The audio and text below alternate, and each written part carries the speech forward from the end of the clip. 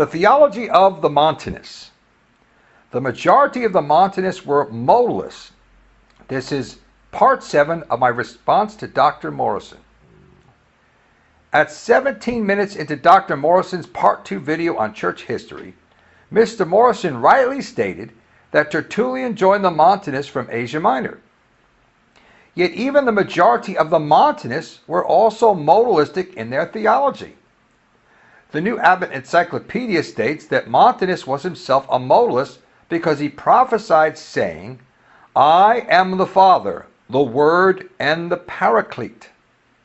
And again, "I am the Lord God omnipotent, who have descended into man, and neither an angel nor an ambassador, but I, the Lord, the Father, am come." According to Montanists, the Word and the Spirit is the Father who has come to descend into man. Under Montanists, the New Advent Encyclopedia states that Jerome described them as Sabellians in their idea of the Trinity. And I quote, "It is interesting to take St. Jerome's account, written in 384, of the doctrines of Montanism as he believed them to be in his own time. He described them as Sabellians in their idea of the Trinity." End quote.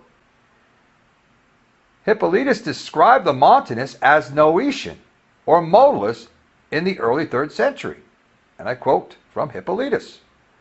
"But others of them being attached to the heresy of the Noetians," Noetus was a modalist, "entertained similar opinions to those relating to the silly women of the Phrygians, and to Montanists. As regards, however, the truths appertaining to the Father of the entire existing things, they are guilty of blasphemy." He's writing against the Montanists being guilty of blasphemy because they assert that he is Son and Father, visible and invisible, begotten and unbegotten, mortal and immortal. These have taken occasion from a certain Noetus to put forward their heresy. End quote. Now all historians know that Noetus was a prominent Oneness modalistic monarchian leader.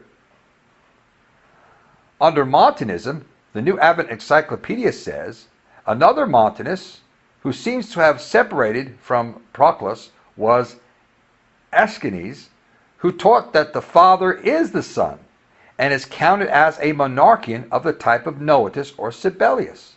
End quote.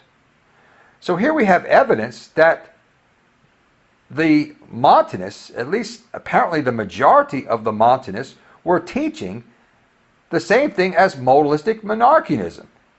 They were teaching that he is Son and Father, visible and invisible, begotten and unbegotten, mortal and immortal. So it's interesting to note that even the Montanists from Asia Minor were also Oneness or modalistic monarchian in their theology, which indicates that modalism was very prevalent during the earliest couple centuries of Christian history. For weekly videos, you may subscribe to our YouTube channel or visit us on the web at apostolic-christian-faith.com. If you would like to view my 11-part series in my response to Dr. Steve Morrison, click on the links below.